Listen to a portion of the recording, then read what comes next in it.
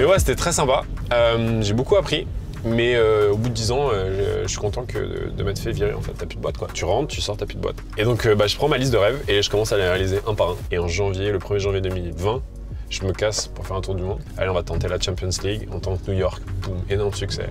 Et on est passé, je me souviens, je crois qu'on avait 300 000 abonnés. On est passé de 300 000 à 18 millions d'abonnés en 2 ans. Moi aussi, donc, je veux faire du basket avec François Hollande. Avec François Hollande, ouais. Allez, à vous.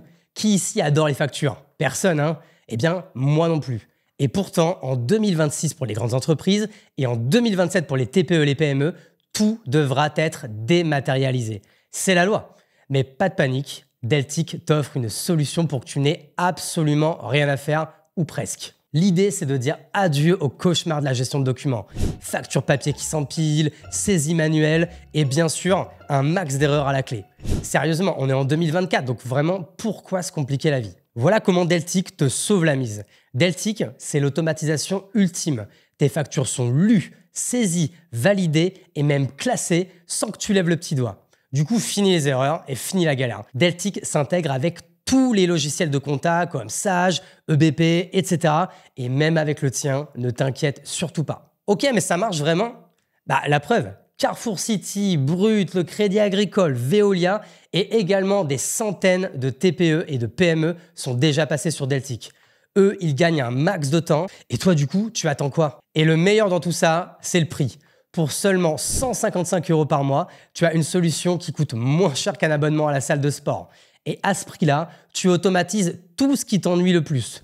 Parce que 2027 et surtout 2026, ça arrive très vite. Mais avec Deltic, tu seras prêt avant tout le monde. Plus de perte de temps, plus d'erreurs, juste de l'efficacité. Alors, fais le bon choix, passe sur Deltic dès maintenant et laisse la technologie faire le boulot pour toi. Et en plus, tu as un très joli code promo qui se cache dans la description de cet épisode. Donc, tu n'as absolument rien à perdre, tout à y gagner. Merci à Deltic et bonne écoute. Alright, ça enregistre avec Maxime Barbier, je sais pas combien d'années après, ça fait longtemps qu'on s'est pas vu. Ça fait, ouais, on peut parler de décennies, je crois, non? Ouais, peut-être pas quand même, mais en tout cas, il s'est passé quelques... Au moins 10 ans. Il s'est passé quelques vies entre-temps, mais du coup, j'avais vraiment envie que tu viennes dans le podcast, et puis ça a tombé bien, puisque tu es de retour à Paname après pas mal d'années hors de Paris, donc je pense que là, on va prendre 1h30, je pense qu'il y a assez de choses à dire, quoi. Avec plaisir. Je te propose, écoute, franchement, que tu te présentes. C'était qui le petit Maxime Barbier et comment il en est arrivé là? Wow, que je te fasse les différents chapitres. On va aller vite, hein, mais c'est juste pour savoir d'où tu viens, quoi. Généralement, quand je me présente, je dis quoi? Maintenant, je fais des interviews en anglais, donc je dis Maxime français. Je vais avoir 40 ans à la fin de l'année, entrepreneur depuis 22. J'ai fait 7 ans dans la nuit à Paris, organisation d'événementiel de 18 à 25. Après, j'ai fait un truc qui a fait un peu de buzz à l'époque, qui s'appelait Minute Buzz, qui était un média pendant 10 ans, de 2010 à 2019. Une autre époque. Une autre époque qui était un gros chapitre de ma vie, qui s'est mal fini avec un actionnaire qui m'a jeté du jour au lendemain, on pourra en parler si tu veux, qui est une chaîne de télé à 3 lettres. Et ça a été la meilleure chose qui me soit arrivée parce que ça m'a donné envie de partir de Paris. Donc c'est pour ça que je suis parti de Paris fin 2009 pour réaliser mes rêves. Donc j'ai fait 4 ans de tour du monde. Et là, je suis de retour avec un nouveau projet qui s'appelle Timeleft. Alright, écoute, ça c'est... Voilà, c'était la version short. C'est une bonne intro. En vrai, je pense que ce qui va être intéressant dans le podcast, on est forcément obligé de parler de l'aventure Minute Buzz. Puis en fait, même dans l'aventure Minute Buzz, en fait, il va y avoir plusieurs choses qui vont m'intéresser. C'est que toi, tu as comme une particularité, c'est que tu as été... aujourd'hui, ça paraît normal, tu vois. Tous les CEO qui incarnent leur boîte, qui gèrent leur marque personnelle, qui créent du contenu. Toi, ça a été une obsession très tôt. C'est-à-dire que moi, je me rappelle que je te suivais pas sur LinkedIn, je te suivais sur Facebook. Tu postais beaucoup de contenu écrit, beaucoup de tips, beaucoup de vidéos. Tu vois, non mais en fait, c'est con. Tu vois, par exemple, c'est après une vidéo à toi que j'avais lu la 25e heure. C'est après une vidéo à toi que j'avais... Tu vois, je commençais à réfléchir à mon agenda avec ces histoires de blocs et tout. Enfin, tu vois, c'est con, mais ce que tu faisais à l'époque, en fait, c'est ce que tout le monde fait aujourd'hui. Et à l'époque, vous n'étiez pas beaucoup à le faire, quoi. Non, c'était en 2000. J'ai commencé en 2016. Après, Minute Buzz, c'était de la création de contenu. Donc, j'étais déjà immergé dans ça. On avait plein de gens autour de moi qui créaient du contenu. Donc, je me suis dit que j'allais le faire. Et je suis tombé sur un mec qui n'était pas très connu à l'époque, qui est maintenant une star, qui s'appelle Gary Vaynerchuk, l'espèce de gourou du social media américain. Il a lancé un format qui s'appelait le Daily V, qui était une documentation de sa vie. Tu sais, il se filmait tous les jours avec un mec qui le suivait. Je trouvais ça incroyable. C'était le Kim Kardashian de l'entrepreneuriat. Ouais, c'est ça. C'est pour ça que tu avais fait le Daily Max. Et j'ai fait le Daily Max. qui au final que j'ai arrêté au bout d'un an parce que en fait en France c'est compliqué quand tu sors un peu des clous. Et le format j'adorais le format, hein, donc c'était la même chose. J'avais Samy, un réalisateur qui me suivait tous les jours du lundi au vendredi, il m'attendait au bureau, il me mettait un micro. Et l'idée c'était pas de créer du contenu mais juste de documenter ce que tu faisais. Donc il me filmait du début jusqu'à la fin, les meetings, les réunions, il me suivait, on allait au sport. Enfin, il me demandait de raconter des trucs random dans la journée et il faisait un montage de 10 minutes que je postais sur Facebook. Mais ça devenait compliqué à gérer à la fin parce que tu reçois beaucoup de critiques quoi, en ligne. C'est quand même. C'est ça, il y a plein de gens qui te suivaient, qui kiffaient, qui disaient putain, des fois c'est chiant, mais des fois ça apporte de la valeur. Et puis en fait, c'est un peu le but de la création de contenu. Pour ça qu'il faut penser volume et pas penser juste petit coup d'épée dans l'eau. Mais en effet, c'est vrai que tu laissais pas indifférent, il y avait plein de gens qui. Non, ouais, je postais des dizaines de contenus par jour et même chez Minute Buzz, on faisait de la création de contenu pour les marques et je prenais le 100 contenus par jour qu'il fallait poster. Les gens ils comprenaient pas ce paradigme. L'idée c'est pas de poster n'importe quoi, c'est que la fréquence, plus tu postes, c'est comme aller à la salle de sport. Plus tu vas à la salle de sport et plus tu vas devenir fit. Et donc c'est la même chose pour la création de contenu. Plus tu postes, plus tu vas peut-être tomber sur des bons contenus, tu vas comprendre ce que ton audience veut. Et malheureusement, on vit dans une époque où si tu postes qu'une fois de temps en temps, tu n'existes plus. Donc c'était une vidéo longue que tu découpais en petits formats, en fait un peu ce qu'on est en train de faire là, un podcast vidéo qui fait aussi podcast audio. Mais ouais, c'était très sympa. J'ai beaucoup appris. Mais au bout de 10 ans, je suis content de m'être fait virer en fait. Ouais. Du coup, on va revenir un peu en arrière, même si comme tu l'as déjà raconté, j'invite les gens à taper Maxime Barbier sur Spotify, Apple Podcast ou autre.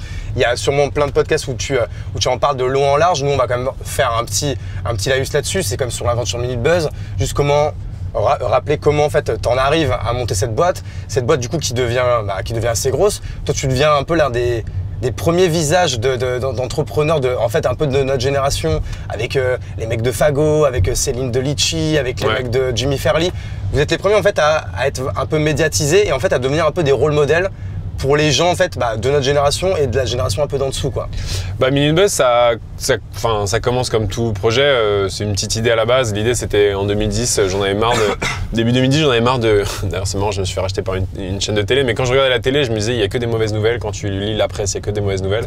Je me suis dit pourquoi personne fait le journal des bonnes nouvelles. Donc la première idée c'était de faire un blog qui balançait un peu toutes les vidéos sympas, un peu de cheerful et de bonne humeur. On a commencé comme ça et le petit blog est devenu un média et en fait ce qui a tout changé c'est qu'en 2016 je me suis rendu compte que les réseaux sociaux allaient engloutir les médias. Et donc en 2016, en septembre, on a décidé de fermer notre site internet alors qu'on faisait, je crois, 10 millions de visites par mois. C'était quelque chose, je me rappelle. Et on s'est dit, on va pas avoir de site internet, on va être que sur Facebook et sur Instagram et on va faire que des vidéos. Et ça a été un peu compliqué au début, mais en fait, on a suivi cette vague qui a suivi, 2017-2018, l'arrivée des brutes et de tous ces médias 100% vidéo. Et on est passé, je me souviens, je crois qu'on avait 300 000 abonnés, on est passé de 300 000 à 18 millions d'abonnés en 2 ans. La boîte est passée de 30 à 100 salariés, donc il y a eu un vrai effet d'entraînement juste parce qu'on s'est mis sur la vague, tu vois. Et c'était déjà pendant l'aventure, du coup, on a un peu spoilé, de l'aventure TF1 ou TF1 arrive après? TF1 arrive juste après, donc en septembre, on ferme ce site, on fait un énorme buzz sur les plateformes parce qu'en fait, les médias ne comprenaient pas comment un autre média pouvait fermer son site internet et essayer de vivre à l'intérieur de Facebook. Ils disaient, vous êtes fous, vous allez être dépendant de Facebook, mais en vrai, tout le monde était dépendant de Facebook à ce moment-là. Et on parle avec TF1 et en fait, 2016 est une grosse année pour nous parce que septembre, on ferme le site et décembre, 3 mois après, on annonce le rachat par TF1. Et c'était quoi le deal avec TF1? C'est quoi, ils rachetaient vos parts pour être majoritaire? Il y a un cash-out déjà à ce moment-là ou c'est de l'argent réinjecté? Comment ça se passe? Ils viennent nous voir et les chaînes de médias, enfin les groupes de médias, TF1, M6, ils sont tous venus nous voir. On a eu aussi, comment il s'appelle, il y a eu Lagardère et un autre, Webedia. On a discuté avec tous et ils cherchaient un peu la petite pépite 2.0, tu vois, le truc qui marchait bien. Donc on a parlé avec tous. Les chiffres ont commencé à augmenter, donc on s'est dit pourquoi pas faire un deal. Mais ce qui nous a intéressé et ce qui est dommage qui n'a pas eu vraiment lieu, c'est qu'ils annonçaient une sorte de synergie importante. Venez chez nous, on mettra Minute Buzz à la télé, tu auras ton propre programme, notre force commerciale va vous aider à vendre vos brain content, ça va être incroyable. Et j'ai appris 2 leçons. La première, c'est de toute façon mieux vaut 1 que 2, tu l'auras. Donc s'il y a des entrepreneurs qui nous écoutent et que vous êtes en train de faire des deals avec des gros corporates, prenez tout ce que vous avez à apprendre maintenant. Franchement, demain, vous ne saurez pas de quoi demain sera fait. Et la deuxième, c'est que dans les grands groupes, les gens changent et les priorités changent. Et donc, tu peux être une priorité importante pour eux une année et 2 ans plus tard, en fait, tu n'es plus une priorité pour eux du tout. Et le mec qui est à la tête, en fait, il en a rien à foutre. Et donc, c'était assez compliqué les dernières années, quoi. Les 2 dernières années. Parce que on a fait le deal, on a accepté de rester 3 ans. Mais c'est vrai qu'empiriquement parlant, des deals, grosses corpos, qui rachètent des startups qui se passent bien, bah quand même, je pense statistiquement, ça se passe plus souvent pas bien. Enfin, c'est pas des succès. T'as des succès en tête ou Non, bah le succès que tout le monde cite à chaque fois, c'est quand même Facebook rachète Instagram. Hein. Je pense que là, on parle d'un succès. Moi, je pense qu'il y a 2 typologies de rachats. Il y a les boîtes qui rachètent où le fondateur est encore à la tête, type Zuckerberg ou des choses comme ça. Et je pense que là, ça fait du sens. Le problème, c'est quand c'est des grands groupes qui te rachètent avec des CEO qui sont juste des managers de grands groupes et qui n'ont pas vraiment ça. Et ça dépend aussi la taille que t'es, tu vois. Nous, Minbus et TF1, on était ridicules, tu vois. Pour eux. Donc, on était le truc très sympa digital qu'ils ont fait en 2016. J'ai fait une photo avec le PDG en basket rouge et tout. On avait fait la une et tout, c'était trop sympa. Mais l'année d'après, ils rachètent Au Féminin, ils rachètent Marmiton, ils rachètent Manital. Et d'un coup, ils ont un énorme mastodonte digital. Et donc, nous, on était le petit, tu vois. Ok. Donc ils vous rachètent, donc là, on est fin 2016. Fin 2016. Donc, en fait, je crois qu'ils vous rachètent pas à 100%. Vous gardez des parts. Ouais, on garde des parts. Ils deviennent majoritaires, quoi. Ils sortent tous les actionnaires financiers, donc il reste plus que Laure et mon associé de l'époque et moi. Et on s'est dit, bah on fait 3 ans ensemble, et à la fin des 3 ans, on a ce qu'on appelle un earn-out. Donc l'idée, c'est de dire, encore une fois, au lieu de vous donner tout maintenant, vous inquiétez pas, on va vous donner un gros pactole dans 3 ans, si et si et si et si. C'est-à-dire que le deal de base, il n'est pas si ouf pour vous? Non, le deal de balle est cool, je veux dire, ça change la vie. Hein. Enfin, je veux pas donner les montants, mais quand même, j'avais 31 ans à l'époque, non, c'est très bien. C'est juste qu'au lieu comme ils pouvaient pas racheter ce qu'on avait en tête, ils se sont dit on va vous donner un peu maintenant et le reste plus tard. Sauf que le reste plus tard en fait est corrélé à trop de choses. Et ce qui s'est passé, c'est que c'était basé sur le chiffre d'affaires qu'on allait faire, la marge qu'on allait faire en 2019. Et Facebook a sorti l'adbreak en 2019. Je sais pas si tu te souviens de l'adbreak. Oui, mais c'est ça en fait. Il y a eu un gros changement d'algo. Gros changement d'algo. Bah non, nous le changement d'algo nous a favorisé parce qu'il a tué tous les médias qui étaient hors Facebook. Il a favorisé les médias qui étaient dans Facebook. Ouais. Et le deuxième truc, c'est qu'en 2019, Facebook sort l'adbreak qui monétise les vidéos. Moi, je me souviens toujours de ce rendez-vous mythique. Facebook, on s'entendait très bien, il vient me voir. Hein. Il me fait voilà, Maxime, on va déployer l'adbreak, donc on va mettre des pubs sur tes vidéos. Je dis bah ok, enfin c'est un peu chiant quand même. Il fait non, mais t'inquiète, on va faire un partage de revenus. Je suis d'accord, mais je fais quand même beaucoup de vidéos vues, parce qu'on faisait 400 millions de vidéos vues par mois, je crois, à l'époque.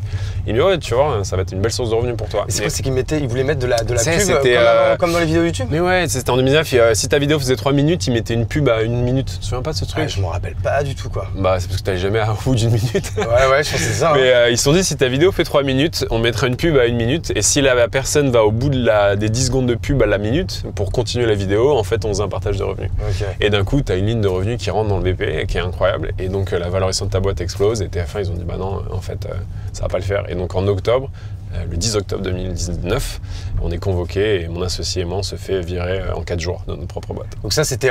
Et ça, vous le saviez, c'était marqué dans les... Alors, je sais pas, on va peut-être pas appeler... C'est dans les nouveaux statuts, quoi. Non, ils avaient pas le droit de le faire, mais ils l'ont fait. C'est un grand groupe, ils s'en foutent. C'est juste que nous, on pensait que... Vraiment, ce rendez-vous... D'ailleurs, on est rue Fiacre, c'est un Fiacre, incroyable. Bah, on est près de chez Au Féminin, donc c'est là où j'ai eu ce rendez-vous en 2019. Mais tu sais que j'ai potassé, c'est fait exprès, on savait qu'on allait arriver là et tout. Et donc c'est voilà, ça me rappelle des souvenirs. Je crois que l'entrée des bureaux est ici, et voilà, exactement. Et on arrive là en octobre et je me dis on va être félicité parce qu'en fait on fait mieux que prévu. Et en fait c'est là où je me suis rendu compte que malheureusement, et d'ailleurs c'est un bon learning, quand tu vends ta boîte à quelqu'un et que tu acceptes de vendre une autre partie plus tard, il faut savoir que ton actionnaire majoritaire, est d'un coup celui qui va te racheter. Et donc il y a un problème d'alignement. C'est-à-dire si ta boîte vaut trop cher, lui il est content mais pas content en fait. Et donc en octobre, on arrive, ils nous remettent un papier ordre du jour de conseil d'administration exceptionnel vendredi prochain. Merci, au revoir. Okay. Et là on tombe des nues, incroyable.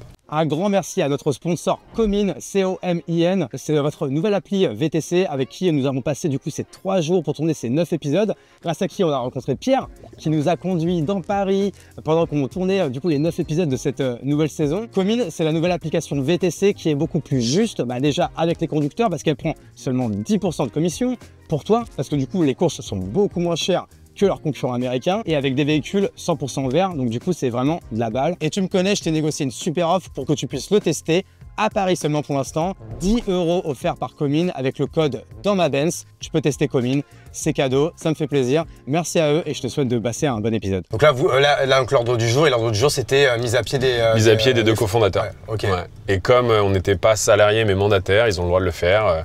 On est allé chez TF1, c'était mythique ce jour, j'ai une photo de moi où je suis en larmes. Vendredi, on arrive, on va à la tour et on sort et t'as plus de boîte quoi. Tu rentres, tu sors, t'as plus de boîte. Ok. Donc, enfin, t'as une boîte, t'es toujours actionnaire, mais ce que je veux dire, c'est que quand je suis sorti. Ah, il vous vire, mais il vous rachète pas vos parts. Non, il nous vire des fonctions. C'est-à-dire on sort de la boîte en tant qu'opérationnel. Donc, on a remis l'ordinateur, le scooter, le téléphone, tout quoi. Ouais. Mais par contre, ils vous disent, par contre, vous restez actionnaire, on vous rachète pas vos parts. Par contre, vous restez actionnaire et comme le rachat de tes parts restantes est basé sur le résultat de ta boîte, bah en fait, la boîte, tu vois, ils la font diminuer, ce qui fait qu'à la fin, ils te rachètent pour zéro. Ok, donc vous êtes bien fait ken là. Non. Doublement fait ken. Non, parce que d'ailleurs c'est en ligne, vous pouvez regarder sur medium.com si tu tapes Maxime Herbier TF1. On a fait un truc assez sympa, qui a été un bon coup de pub qui au final a fait qu'on a trouvé un deal. C'est que, donc on est déprimé et tout, et je reçois une newsletter 2 semaines après d'un événement qui s'appelait David avec Goliath, qui est un événement sponsorisé par TF1.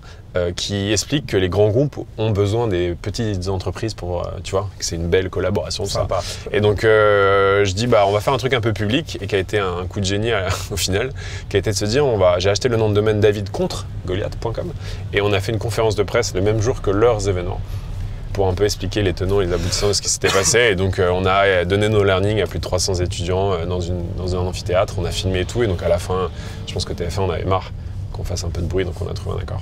Ok, et donc là, ils vous rachètent tout et ils vont dire merci, ciao, voilà. Ciao, bonsoir, on passe à autre chose. Parce que toi, t'étais tellement stampé Minute Buzz et tellement à fond dedans et tout. Là, il y a quand même un petit moment de déprime là quand même. Hein. Bah, les 3 derniers mois de l'année 2019 ont été très durs parce qu'en fait, quand t'es viré du jour au lendemain de ton truc, déjà c'est ce que t'es. Donc en fait, tu sais, tu passes de bosser 70-80 heures par semaine et d'un coup, t'es lundi matin, t'as rien à faire quoi. Enfin, c'est pas un truc que t'as prévu, c'est-à-dire que c'est vraiment du jour au lendemain, t'es plus dans ta boîte et donc qu'est-ce qu'on fait? Donc évidemment, tu prépares l'attaque, tu fais attends, on va pas se laisser faire machin. Et après, il y a le côté où t'es identifié par ce que tu fais. Donc quand tu vas à quelqu'un, qu'est-ce que tu fais? Bah là, je fais rien. Parce qu'en fait, plus que d'être Maxime Barbier, t'étais Max de Minute Buzz. T'es Maxime Barbier de Minute Buzz, t'es le CEO de Minute Buzz. Et en vrai, la plupart des gens et des rendez-vous que tu fais, c'est quand même parce que t'es le CEO de Minute Buzz. Faut qu'on se le dise, tu vois. Parce que t'es médiatisé, parce que, bon, j'en sais rien, pour plein de raisons. Et Maxime Barbier tout seul, bon, il est sympa, mais c'est pas Maxime Barbier CEO de Minute Buzz. Toi, t'es pas le jeune CEO start-upper médiatisé et tout. Donc il y a un temps d'adaptation. Et en décembre, on se dit vas-y, on trouve un deal, même si c'est pas tout ce qu'on voulait prendre, on tourne la page, ce qui a été une des meilleures décisions ever. Pour la simple et bonne raison, c'est que ça m'a donné envie de rencontrer des inconnus, de faire ma liste de rêves. Et en janvier, le 1er janvier 2020, je me casse pour faire un tour du monde. Et en plus, hashtag Nécreux, juste avant le Covid, quoi. Hashtag best timing ever. Parce que là, du coup, je m'en rappelle, tu pars quoi, en Australie, non? Je pars en Australie le 1er janvier en Australie, avec une liste de 100 rêves à réaliser. Je fais 3 mois en Australie, je pars en Nouvelle-Zélande et le jour où je reviens de Nouvelle-Zélande en Australie, c'est là où l'Australie ferme ses frontières. Covid, je fais mes 3 mois, je suis 3 mois en Australie. C'était comment le confinement en Australie? C'est quoi? J'ai jamais fait de confinement. C'était vraiment lockdown ou tu pouvais sortir? Non, ils ont fait ça a été un peu comme des accordéons. C'est-à-dire qu'en Australie, moi j'y étais quand il n'y avait pas de lockdown. Au début, ils ont dit non, pas de lockdown, tout va bien. Pendant qu'en Europe, c'était lockdown complet. Ouais. Et quand ils ont commencé à dire, bah en fait, si, on va faire un lockdown en Australie, c'est là où l'Europe s'est réouvert parce que c'était l'été. Donc moi, je suis revenu. Ah, t'étais revenu quand même l'été? Ouais, je suis revenu l'été. Après, j'ai fait un peu de Portugal et Espagne. Et là, j'ai vu que l'Europe se refermait. Et donc, comme j'étais libre de voyager, je me suis dit, ok, c'est quoi les 2 pays qui sont flex? Il y avait le Brésil et le Mexique. Je suis allé au Mexique pendant 6 mois. C'est ça, parce qu'en plus, même, t'avais même pas monté un business là-bas de... Si, j'ai monté un business là-bas, que j'ai toujours d'ailleurs. On a des maisons nomades, donc, et qu'on a transformé maintenant en un business Airbnb. Mais à l'époque, je faisais des maisons nomades, donc je louais des maisons à 4, 5, 6 chambres. Et je me déplaçais de maison en maison moi-même. Et des gens pouvaient venir vivre avec moi et donc on partageait les coûts. Ouais, en mode digital nomade, quoi. En mode digital nomade, ouais. Donc, ce qui est intéressant là dans ce que tu dis, c'est que tu es en grosse transition, tu fais un peu ta bucket list. Je fais ma bucket list, je la fais bien même d'ailleurs. Tu notes tes 100 rêves, donc vraiment tu arrives à 100. J'en ai fait 88, 87. Mais c'est vrai que cette liste, tu l'as fait évoluer, je suppose. Ouais, elle a évolué, bien sûr. Et d'ailleurs, je recommande à tout le monde de faire une liste de rêves parce que c'est un exercice, je trouve, de développement personnel assez incroyable. Juste de l'écrire déjà, de savoir de quoi tu rêves. Quand j'ai fait ces 100 cafés avec ces 100 inconnus à Paris, ça c'était un challenge à la con. Je me suis dit, vas-y, il faut que je rencontre des gens. Et donc, j'ai mis sur mes réseaux les 100 premières personnes qui me demandent un café, je vais dire oui. J'ai fait 100 cafés. Et en fait, je me suis rendu compte que les gens étaient assez déprimés dans l'ensemble, qu'au final, les gens étaient là. En fait, il y avait des situations où les gens étaient là, mais ils n'avaient pas vraiment envie d'être là, tu vois. Genre, oui, bon, bah, mon job, bon, ça fait 10 ans que je le fais, mais il me plaît pas trop. Ou, bah, en fait, je suis avec ce mec-là depuis. Enfin, et je me suis dit, mais tain, Max, qu'est-ce que tu as envie de faire de ta vie, quoi? Et je rentre chez moi, alors je sais pas si l'algorithme est bien fait, hein. Je tombe sur une vidéo YouTube de 4 Américains qui s'appelle The Buried Life, je crois, un truc comme ça. Et c'est des mecs qui avaient fait ça il y a 5 ans ou 10 ans. Ils avaient à la fin de leurs études et leur premier job, ils se sont dit on va faire 100 rêves à 4 potes. Ils ont pris un van, ils ont mis les 100 rêves sur le van, ils sont partis à travers les États-Unis. Et ces 3 mois, soi-disant, ont duré 4 ans. À la fin, ils avaient une émission sur MTV, ils ont joué au basket avec Barack Obama. Non, je me suis dit, putain, trop cool. Et je me suis dit, moi, je vais faire mes 100 rêves aussi. Moi aussi, donc, je veux faire du basket avec François Hollande. Avec François Hollande ou avec Macron. On est en quelle année? Ah non, c'était déjà Macron. Non, c'était Macron, ouais. Et donc, je prends ma liste de rêves et je commence à les réaliser un par un. Donc je prends des petits, des gros, tu sais, je me suis dit j'ai jamais donné mon sang, donc je donne mon sang pour la première fois. Comment on fait pour planter un arbre? Après je fais le handstand, le yoga, puis après je monte en gamme. J'ai jamais fait d'escalade, vas-y je vais faire le Mont Blanc. Enfin tu vois tous ces trucs là et je fais une course de 100 km, j'apprends l'espagnol et en fait ça a été 2 ans d'incroyable développement personnel.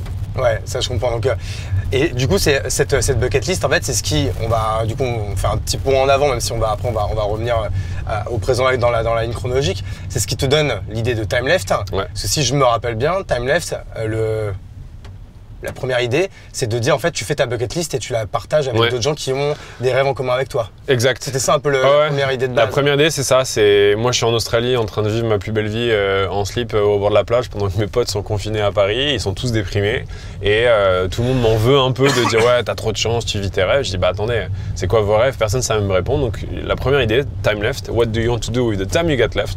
C'était une plateforme de bucket list. Tu disais je rêve de faire le Mont Blanc et tu voyais tous les gens qui rêvaient de faire le Mont Blanc. Tu cliquais sur Hugo et tu pouvais voir toutes les listes de rêves d'Hugo. Inspirationnel, sympa, on fait un petit buzz. Mais moi, 2020, j'avais quand même envie encore de kiffer un peu la vie, donc j'étais pas trop à fond dessus. Et 2021, je me dis bon, en fait, voyager c'est cool, mais je me fais chier quand même. Et donc j'ai envie de remonter un projet. Et comme je savais de quoi rêver les gens, je me suis dit bah allez, on va faire une deuxième idée, qui est de se dire on va mettre ensemble, on va matcher les gens qui ont les mêmes rêves. Donc en fait c'est ça. La première idée, c'est une app. Une app, ouais. Consumer. Basé sur les rêves en commun. Ouais, tu swipes des rêves et tous les jours tu swipes des rêves que je te propose et dès qu'il y a dès que tu fais un rêve et qu'il y a une autre personne qui veut faire le même rêve, ça fait match et vous parlez. Et là on a compris que bah en fait les rêves c'est cool hein, mais les gens ils en rêvent mais ils ont pas envie de les faire en fait. Ouais, c'est ça. Bah non, je suppose qu'il y a plein de gens qui ont mis faire le tour du monde. Tu vois. Ouais, faire le tour du monde et je sais pas, on match. Votre match d'aujourd'hui et Hugo il veut aussi faire un marathon et toi t'es là, bah, ouais, en fait j'en rêve mais j'ai jamais fait 10 bornes tu vois. Ouais. Et donc les conversations elles allaient nulle part. Et là c'est le premier apprentissage qu'on a eu. Au bout d'un an, fatigué à essayer de connecter les gens et que ça marchait pas, on pivote en 2022, on se dit bah si les rêves c'est trop grand, on va essayer de connecter les gens avec des trucs dans la ville, tu vois, des trucs plus faciles à faire. Et donc là, c'était une app avec 2 niveaux, il y avait les gens au-dessus et les expériences en dessous. Tu choisissais quelqu'un que tu connaissais pas et tu lui proposais de faire quelque chose. Donc je te disais, bah Hugo, t'as l'air cool comme gars, vas-y, viens, on va faire du rock climbing à Sydney, tu vois. Et là, on s'est rendu compte d'une deuxième chose qui était, on a eu un peu de temps à s'en rendre compte, mais à force de parler aux utilisatrices féminines, c'est que le problème, c'est quand tu mets un homme avec une femme dans un setup qui est un contre un, tu vois, genre dans une relation one-one. Le mec il va essayer d'être la nana à chaque fois elle disait putain c'est relou, le mec il me propose de faire un coffee shop mais en vrai il fait que me draguer, c'est relou le mec il me propose de faire un cours de peinture mais en fait il fait que me draguer. Donc les mecs se servaient de Time Left comme une app de dating et en fait c'est pas ce que vous vouliez quoi. Et c'est pas ce que je voulais parce que moi je trouve que les apps de dating il y a rien de pire et au final il y a déjà plein d'apps de dating donc en fait on voulait faire quelque chose d'autre et donc on fait un troisième pivot en début 2023 qui a pas duré longtemps, 6 mois. On s'est dit on va faire des groupes, c'est-à-dire au lieu de faire des choses en un contre un, on va faire des trucs en groupe, des inconnus qui se regroupent pour faire quelque chose. Et là, le dernier learning, c'est que en fait, c'est compliqué de trouver un terrain d'entente entre tout le monde. Toi, t'aimes peut-être, je sais pas, la peinture et faire du sport. Moi, j'aime danser et je sais pas quoi. Et donc, c'était compliqué de trouver quelque chose qui matchait. Le seul truc que tout le monde aimait bien, c'était la bouffe. Et donc, comme quoi, 5e pivot, en mai 2023, l'année dernière, on se dit, bah vas-y, on va faire des groupes d'inconnus dans des restaurants. Et donc on commence avec cette idée un peu à la con de faire des dîners entre inconnus. Et le reste, 6 premiers mois, on galère un peu, on se dit ok, la discussion qu'on a eue avant de commencer, c'est qu'on mettait une personne par ville, on n'avait que Lisbonne et Paris, mais on allait voir les restaurants, on mettait des trucs sur les tables, c'était super compliqué. Et je dis bah si on n'arrive pas à ouvrir plus de villes sans y être, on n'y arrivera jamais. Et donc en décembre, on lance notre app et on trouve un moyen de lancer des villes sans être dans la ville. Et 1er janvier, on se dit bon, allez, surprise, voyons voir si ça marche dans d'autres villes. On lance Barcelone, carton, Madrid, carton, Londres, carton. Je suis putain intéressant. On se dit vas-y, on va tenter un truc un peu plus exotique. On lance Sao Paulo, énorme succès. Je fais ok, allez, on va tenter la Champions League. On tente New York, boum, énorme succès. Et sur les 9 derniers mois, on a ouvert plus de 275 villes. Donc ce soir, on a 275 villes ouvertes. On a 15 000 inconnus qui vont manger ensemble dans 1400 restaurants en simultané. C'est ça, parce que pareil, pour bien expliquer, en fait, le but de TimeLife, c'est que tu te... Bah, d'accord, vas-y, si tu peux nous faire un peu la customer journey. Je te fais le pitch. Vas-y, je télécharge TimeLife, qu'est-ce qui se passe? Alors TimeLife, c'est un moyen simple de combattre la solitude en permettant aux gens de se regrouper dans des tables de restaurants. Et donc tu vas sur timeleft.com où tu télécharges l'app et là on te fait faire un test de personnalité. Tu as 40 questions à répondre et c'est tout. Et une fois que tu es prêt et que tu as envie de rencontrer des gens, tu cliques sur « Je book ma place ». Et le mercredi matin, tu auras une adresse de restaurant et tu n'as qu'à te pointer. Tu te pointes, tu dis je suis TimeLeft 1 ou TimeLeft 2. Tu t'assois et tu as 5 personnes qui vont s'asseoir à côté de toi, comme toi, qui ont envie de faire des rencontres. Tout simplement. Ça, en fait, on te dit juste, on te donne une adresse et un horaire. Ouais, une adresse et un horaire. Toi, t'as payé au préalable. Tu payes ta place, donc tu payes pour le booking, donc tu payes, je crois qu'en France c'est 15 € maintenant, c'est 15 € la place ou 20 € l'abonnement. La plupart des gens prennent un abonnement pour participer plusieurs fois par mois. Et donc nous, on prend l'argent pour la facilitation de la rencontre. Ensuite, tu vas au restaurant et les gens sont comme des clients. Et ils payent le restaurant. En fait, donc, toi, en fait, le coup de génie là-dedans, c'est que toi, t'as pas de rapport avec les restaurants. En fait. J'ai pas de rapport avec les restaurants. Sinon, c'est ça en fait qui est chronophage. Ah oui, c'est l'enfer. En fait, quoi. C'est-à-dire que moi, j'appelle les restaurants, je leur vends rien. Je leur dis, est-ce que tu as 2 tables pour moi, quoi. Le mec, il dit, bah oui, j'ai 2 tables pour moi, c'est mon business, c'est pas cool. Bah, je t'envoie 12 personnes. T'en mets une à droite et une à gauche. Ok, j'ai compris, c'est bon, merci. Et ça, comment t'as réussi à l'automatiser, ça, le coup des résas? Bah parce qu'au début, on se disait, en fait, on n'avait pas peur des restos. Ce qu'on avait peur, c'est que quand les gens ils arrivent au restaurant, comme on met 2 ou 3 tables de 6 par restaurant, les gens ils savent pas où se positionner. Mais tu vois, c'est trop marrant. Donc, on arrivait, on mettait des chevalets, des QR codes avec marqué table 1. Donc tu vois, moi j'arrivais avec mon scooter à Lisbonne, je faisais la tournée des pop-up, ça me prenait 1h30. J'allais, est-ce que tu peux en mettre un là, un là? Tu me garantis, hein, t'en mets un à gauche, un à droite, hein, s'il te plaît, merci. Tu vois. Là, je dis, mais attends, c'est un non-sens, ça va jamais arriver. Et je dis, bah, de toute façon, on a quasiment plus de cash, il faut absolument qu'on trouve un moyen. Donc, on s'est dit, bah, on va créer une app où dans l'app, on va dire aux gens, dites que vous êtes table 1, dites que vous êtes table 1, c'est con. On fait le truc, on envoie les gens au restaurant, c'était à Paris, je crois, le test. Et puis, moi, je suis sur le customer support, à l'époque, c'était mon WhatsApp, donc je regardais, je dis, il n'y a pas de message. Bon, ok. J'appelle le restaurant, je dis, ils ont bien trouvé table 1, table 2? Et le mec, je dis, littéralement, bah, ils sont pas cons. Enfin, je veux dire. On leur a dit table 1, ils sont assis, table 2, ils sont assis, tu vois. Je suis, ah, génie. et donc, en fait, on n'a pas besoin d'être dans les villes, on n'a pas besoin de déposer tous ces trucs à la con. Et donc là, en fait, c'était le seul dernier truc qui nous empêchait d'être scalable, tu vois. Et juste comment tu fais pour les résas, là, t'es obligé d'avoir quand même quelqu'un au support qui fait les résas de resto. On a 25 personnes maintenant aux opérations, c'est divisé par 4 régions, donc on est dans tous les pays d'Asie, en Amérique latine, etc. Donc on a Europe, Asie, US et Amérique, enfin toute la partie LATAM. Et en fait, on construit des relations au fur et à mesure. Donc, quand on lance une ville, tu vois, par exemple, ce soir à Paris, on est 1000 inconnus à dîner à Paris ce soir dans, je sais pas, 80 ou 100 restaurants différents.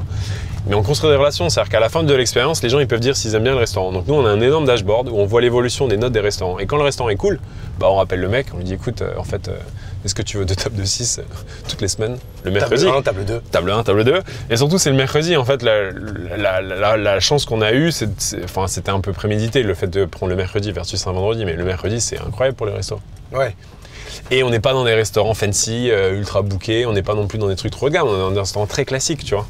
Et donc, le mec, il bosse, ce serait bien passé. Ils ont payé, ils ont tous dépensé 40 balles. Tu veux quoi? Bah, tu peux me donner 2 tables pendant 2 mois.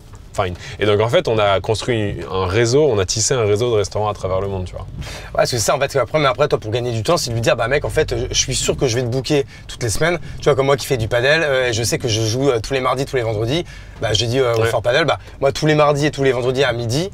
C'est mon slot, je te le paye dans tous les cas. Enfin voilà, il est pour moi quoi. Donc en fait maintenant vous pouvez faire ça en fait du coup avec certains restaurants. Ouais, et après on trouve des nouveaux restaurants tout le temps. Donc on a des systèmes pour identifier les bons restaurants. On a des guidelines sur qu'est-ce qu'un bon restaurant versus un mauvais restaurant. Donc oui, on travaille sur ça. Ouais.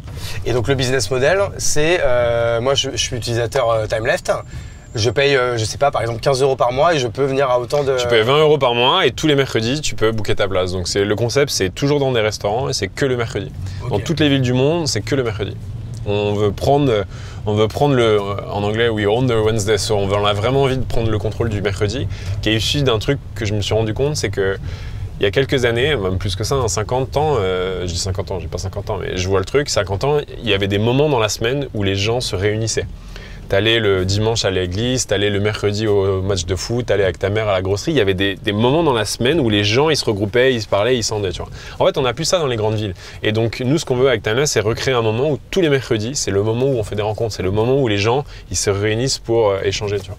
Et là, du coup, à date, dans le monde, tu as combien d'utilisateurs payants qui payent cet abonnement? Nous, là, sur les 9 derniers mois, on a franchi la barre du 1 million d'utilisateurs dans l'app et on a 350 000 ou presque 400 000 abonnés, 400 000 membres payants. Ok, donc ça veut dire que du coup, tu es à combien d'ARR là? C'est lourd là. Ouais, c'est lourd. Ouais, putain, pas mal. Donc d'où le fait que vous êtes combien maintenant, une cinquantaine? On est passé on était 4 en début d'année, on est 70. Ok. T'as dû relever des fonds entre temps? Parce que je me rappelle que tu avais fait une petite levée. Ouais, on a fait une petite levée. Au premier ou deuxième business model, quoi. Ouais, on a levé sur le premier business model qui nous a permis de tenir 2 ans et demi de galère, qui a été bien compliqué d'ailleurs. T'avais levé quoi, 1 million? On avait mis 2 millions de dollars, donc c'était 1,6 million d'euros à l'époque, avec 4 VC. Et voilà. Directement avec des fonds? Ouais, directement avec des fonds. Ouais. Ok. Ouais. 2021, le marché était plutôt favorable. Ouais. Moi, j'arrive avec ma carte de j'ai fait un succès, je vais en refaire un, croyez-moi, tu vois. Ouais. Ça t'avait pas écorné auprès des VC cette histoire de TF? Non. Je pense que le fait d'être. Non, parce qu'en vrai, même si je me suis fait virer, dans l'absolu, j'ai quand même créé une boîte, tu vois, qui faisait quand même 7 millions de chiffres d'affaires par an en brain content. C'était une belle boîte, quoi. Donc, c'était assez crédible sur mon track record. Non, on a levé en 2021 sur un PowerPoint, on n'avait pas de business model, pas d'app. Ouais, encore une fois, là, pour le coup, pareil, nez creux, c'était pas le bon business model. Donc, c'est cool que vous ayez cette thune, que ça vous a donné le temps d'en faire un troisième et un quatrième, et c'est le quatrième qui a marché ou le cinquième. Bah ouais, parce qu'au final, tous les projets qui meurent, c'est pour, je pense, 2 raisons. La première, c'est soit l'entrepreneur il a plus de motivation, ce qui arrive au bout d'un moment, ou soit t'as plus de cash. Ouais. Je veux dire, d'ailleurs, je pense que même si je dirais que 80% des projets qui meurent, c'est parce qu'il n'y a plus de cash. Oui, bah c'est ça. C'est quoi ton regard aujourd'hui sur ça, sur la création de contenu, sur le développement de sa marque personnelle? Parce qu'on te voit beaucoup plus discret qu'avant, toi qui étais partout avant, quoi. Ouais, plus discret qu'avant. Après, c'est que sur les 4 dernières années, j'avais pas non plus grand chose à raconter. Je fais pas de la création de contenu en mode influence, je fais la création de contenu par rapport à mon job de fondateur. Ouais. Je trouve que le fondateur marketing est quelque chose de puissant. C'est juste que c'est un engrenage. Une fois que tu mets les pieds dedans, c'est compliqué d'en sortir, je pense. C'est assez addictif. C'est juste que ça demande beaucoup de temps. Donc c'est aussi une corrélation une balance qu'il faut avoir entre. Moi, je passe maintenant beaucoup de temps à produire dans ma boîte. Là, j'ai pas de temps pour faire du contenu. Ce qui marchait bien chez Minbuzz au moment où je l'ai fait, c'est que j'étais arrivé à un stade où en fait j'ai créé une équipe autour de moi qui était dédiée à la création de contenu pour moi. Là, ça fait sens. Je trouve que maintenant, si je veux parler de choses, je veux que ça soit plus concret qu'avant, et c'est surtout pour vraiment valoriser Timeless. À l'époque, j'avais quand même un ego, c'était quand même, tu vois, je parlais beaucoup de moi, tu vois. Ouais. Alors que là, maintenant, j'ai vraiment. Oui, mais en parlant de toi, on parlait Minbuzz, ça servait un peu les deux. Ouais, un peu. Mais si on est honnête, il y avait quand même beaucoup d'ego trip aussi. Ouais, quand je parlais de ma morning routine ou de ma gestion des agendas en bloc et tout, on est plus dans le coaching gourou développement personnel que le fondateur de Minbuzz. Mais ça servait, tu vois. Par exemple, moi, j'ai commencé à vraiment, tu vois, m'intéresser à l'organisation quand toi, t'en parlais beaucoup, quasiment tous les jours. Oui, ça te servait toi. Donc, en fait, ça apportait de la valeur. Ça servait pas Minbuzz. Ouais, mais en fait, du coup, moi, j'avais une bonne image du coup de Maxime Barbier, le CEO de Minbuzz, quoi, tu vois. Ouais. Non, là, l'avantage, c'est que comme on a énormément de presse, je pose des articles de presse sur ce qu'on a sur nous. Là, aujourd'hui, j'ai un portrait qui vient de sortir dans l'Influenciage, j'en ai un la semaine prochaine dans Forbes. Donc, en fait, tu vois, je suis présent, mais de manière plus chill, quoi. Est-ce que du coup, en fait, toi, on pourrait presque apparenter un énorme toxico qui a fait une cure de désintox, en fait, parce que toi, t'étais quand même à fond dedans. C'est ça que même moi, à mon niveau, et ça n'a rien à voir avec ce que tu faisais à l'époque en termes de création de contenu, en termes de dopamine que pouvait t'apporter tout ça, ça a dû être dur quand même d'en sortir. Tu l'as fait progressivement ou tu l'as fait d'un seul coup? C'est 4 ans, plutôt 2 ans de tour du monde à faire toutes ces expériences qui m'ont drastiquement changé. Quand j'ai commencé à voyager, j'étais encore dans cette frénésie de faire des newsletters, de créer du contenu, d'être coach. Oui, parce que tu documentais tout ça. Parce que je documentais tout ça. Après, j'ai toujours aimé créer du contenu, donc j'ai commencé quand même à documenter, mais petit à petit, ça a diminué. Je me suis rendu compte que c'était too much. Ouais. Je faisais 20-30 contenus par jour. Là, j'ai vu, c'est scandaleux, hein, sur mon Instagram, je suis à 10 000 posts. Je sais pas si tu te rends compte. Ouais, non, je m'en rends pas trop compte, beaucoup, mais c'est beaucoup, je pense. C'est beaucoup. Je vais fêter le 10 millième post, à mon avis, l'année prochaine, mais je me dis, waouh, ça fait beaucoup, quoi. Ouais. Donc voilà, et après, il faut pas oublier que derrière toute création de contenu, il y a le temps passé à produire. Hein. Donc, faut trouver des idées et tout. Et déjà, je trouve que c'est dur de combattre l'addiction au téléphone. Donc, en plus, si tu te mets à créer de la condition, tu vois. Puis, je pense que c'est aussi ça qui fait que les influenceurs, il y en a beaucoup qui sont un peu déprimés. Hein, parce que je vois, quand tu dois te mettre en avant tout le temps, tu vois, c'est dur, quoi. Ouais. Et le truc aussi maintenant, qui est beaucoup plus qu'avant, je trouve, c'est que les réseaux sociaux sont très polarisés. C'est-à-dire les gens, franchement, là je regardais une nana, je sais pas si tu l'as vu, comment elle s'appelle, celle qui a monté Gigi là, qui est passée dans Legend, qui qui a pris un seau de merde sur la tête. Oui, parce qu'elle a dit qu'elle avait acheté un million de portables au Mexique, je sais pas quoi, qui parle avec un franglais, les clivants, tu vois. Et après, ce qu'elle dit, peu importe, ce que je veux dire, c'est que maintenant les gens, c'est vraiment, ils te détestent. Ou ils t'idolâtrent, mais c'est beaucoup plus polarisé qu'avant. Et ça l'était déjà un peu avant, c'est-à-dire qu'en fait, toi, tu ferais ta création de contenu d'il y a 10 ans, tu la ferais maintenant. Les mecs, ils te diraient, suicide-toi, quoi, en fait. Ouais, je trouve que déjà maintenant, tu peux pas te dire ce que tu penses complètement. Qu'on soit honnête, hein, il y a des trucs que tu peux pas dire. Et sinon, dès que tu dis ce que tu penses de manière un peu trop honnête, comme cette nana qui est passée dans les gens, elle a pris un saut. Franchement, tu regardes les commentaires, c'est ouais, non, mais j'en ai entendu parler. Et elle fait genre, elle le prend bien. Moi, pour avoir eu des bad buzz dans ma vie, elle le prend bien, mais en vérité, elle a pris tarif. Et donc, ça doit être déprimant et tout. Donc, maintenant, quand tu t'exposes, t'es obligé de t'exposer et d'être un peu clivant si tu veux sortir de la masse, mais il faut être prêt à prendre des tirs. Ouais. Et j'ai pris des tirs dans ma vie, j'en ai pris beaucoup et sur des gros bad buzz, là, ça m'a, tu vois. Donc maintenant, quand je parle, je fais un portrait dans un magazine, je prends le portrait, je le mets sur mon LinkedIn, franchement, ça fait le taf, quoi. Ouais. Mais non, mais en fait, c'est vrai que c'est ouf, en fait, à quel point t'as été monté haut et à quel point, en fait, maintenant, du coup, t'es dans l'autre extrême, en fait, qui est, en fait, d'être plus discret, d'avoir on va dire, une communication assez classique pour un CEO de startup, quoi. Classique du CEO de startup, ouais. Après, je poste une fois par jour sur LinkedIn, tu vois. Mais j'ai de la matière, tu vois, je fais des podcasts, je fais des interviews, on a énormément de choses qui se passent chez Timeleft aussi avec tous les dîners qu'on fait, donc je récupère en fait le contenu qui est créé autour de moi et je le diffuse. Je deviens plus un diffuseur qu'un créateur. Ouais, non, je comprends. Et du coup, pareil, là, toi, donc il y avait la partie création de contenu et t'étais aussi, tu créais beaucoup de contenu et tu documentais beaucoup sur l'organisation, sur la productivité. Tu vois, même, je te le disais, je sais plus si je l'ai dit au début du podcast ou si c'était en off. Tu vois, moi, je m'étais acheté le livre, La 25e heure, parce que t'avais reçu l'auteur en mode interview, un peu podcast. Là, comment il s'appelait déjà? C'était longtemps. Je crois que son nom de famille c'est Bao, ce qu'ils étaient trois, c'est. Et son nom de famille c'est. Mais putain, j'ai pas son prénom, bon, il nous en voudra pas.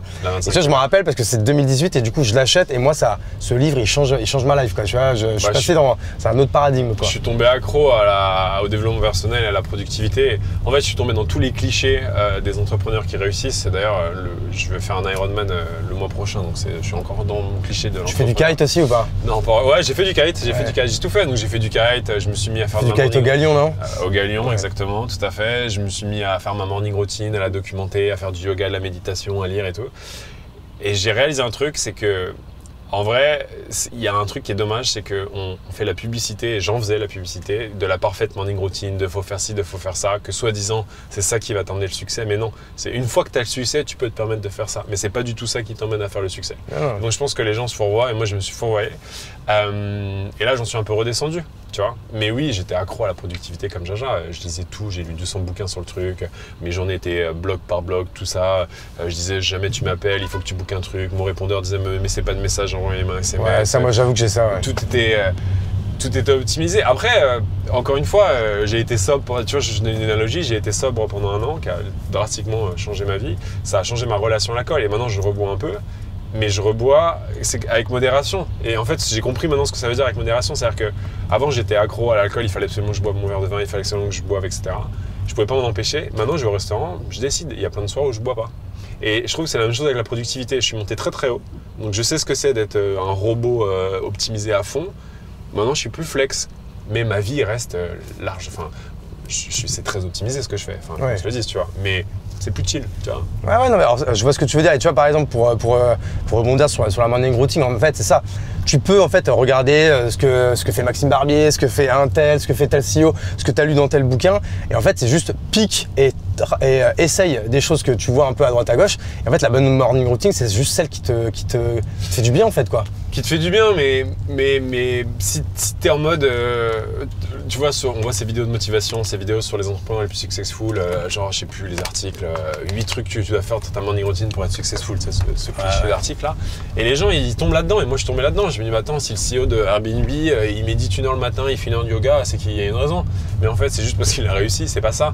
Moi, je pense que la meilleure des morning routines, si tu veux réussir dans ta vie, c'est lève-toi, fais un café, bosse. Bah, y a pas de. Il faut que 5 minutes après, il faut que tu bosses, en fait, bosse. Il n'y a que ça. Quand tu médites et que tu fais ton truc, tu lis, il est 11h de moi, des fois je faisais morning routine, c'est pendant 3 heures. J'ai fait ça pendant quelques mois, c'était insane. Je me levais à 5h55 parce que 5h55 c'était cool. Ensuite je faisais une demi-heure méditation, une demi-heure de yoga, une demi-heure de journaling. Enfin, t'enchaînes les trucs, il est 9h alors t'as fait plein de trucs, hein, mais déjà t'es crevé. Ouais. Et c'est vrai que c'est con de s'être levé aussitôt et de pas bosser. Et de pas bosser. Et donc, oui, t'es zen, t'es machin, tu te la pètes sur Insta, ce que tu mets tes trucs. Putain, ça me fait rire quand on parle de ça, parce qu'il y a un mec, comment il s'appelle, le mec qui fait le Extreme Ownership, qui a une voix, un américain, je sais plus comment il s'appelle. Anyway, et le mec, il se levait en photo à 4h, 4h15, et il prenait à chaque fois sa montre en photo qu'il postait sur Insta pour montrer qu'il s'était levé à 4h15. Et moi, j'ai fait ça pendant 1 an, j'ai envie de me gifler quand je vois les photos. Tous les jours, je postais à 5h55, et donc je postais ça, tu vois. Et je vais vous le dire, hein, vous allez me prendre pour un connard, hein, mais il y a des fois, je me levais à 5h55 pour prendre la photo et en fait, je me rendormais. Hein. Bah ouais, mais donc tu vois, c'est le problème de. Tu vois l'engrenage du truc. Quand je me suis rendu compte que j'étais obsédé, puis il fallait absolument que je me lève à 5h55 pour prendre cette putain de photo, je me suis dit, ouais, il y a un truc que j'ai loupé, quoi. Ah, mais clairement, en fait, c'est ça. En fait, et puis parfois, en fait, je perds plus de temps à être productif. En fait, qu'à l'être vraiment, quoi, tu vois. À un moment donné, en fait, trop de productivité vraiment tue la productivité. Par contre, c'est quand même pour moi un sujet comme qui est essentiel, et il faut se poser, il faut réfléchir à comment en fait arrêter de perdre du temps, pas essayer de gagner, parce que le temps tu le gagnes jamais, mais c'est quand même ça reste un sujet important, quoi. Ouais, bien sûr. En fait, si tu veux faire plus, enfin, comme tu dis, on n'a que 24 heures dans une journée, donc l'idée c'est d'être plus productif dans ces heures à disposition. Et il y a plein de petits trucs qui déjà sauvent la vie. Mais quand moi, je coachais des gens sur la productivité, il y a quelques trucs qui te font déjà gagner 80% du temps. Hein. Ne pas avoir de notification sur ton téléphone, checker tes emails que 2 fois par jour, c'est des trucs basiques qui, mine de rien, si tu les fais, t'as un énorme boost de productivité. Et toi, juste là, sans parler de productivité, mais plus en parlant d'organisation, c'est quoi alors je vais pas dire c'est quoi ton organisation parfaite ou quoi, mais c'est quoi quand même les choses que tu as gardées au fil des années parce que ça fonctionne pour toi. Tu vois, je vais dire une connerie, c'est que par exemple, tu vois, pas de rendez-vous le matin, ou le matin c'est tu sais les trucs là, Eat That Frog. C'est que des interviews dans des voitures. Get It Done. Il faut, hein, c'est important. Je vais dire, donc, et encore une fois, et c'est toute la conclusion de ce que je viens de dire juste avant, c'est que ce que je veux dire, ça me concerne moi, à mon stade de vie, dans une boîte qui marche. Maintenant, j'ai une assistante personnelle, il y a plein de trucs qui font que c'est quand même plus flex. Mais c'est le sommeil. Sommeil, priorité absolue, quoi qu'il arrive. Donc, si je vois que je me coucherai tard, en fait, je décale mes rendez-vous le matin, je priorise mon sommeil, ça c'est le premier truc. Pas de notification. Ça fait 10 ans que je le fais et je comprends pas qu'il y ait des gens qui m'écoutent pas sur ça, mais pas de notif, zéro, nada, walou, il faut 0 notif sur ton téléphone. Pareil, tu sais, des fois je bosse à côté des gens, ils ont les notifs sur l'écran à droite. Ah, quelle horreur, mais ça c'est la pire. Et je comprends pas, c'est compliqué, est-ce que tu vois,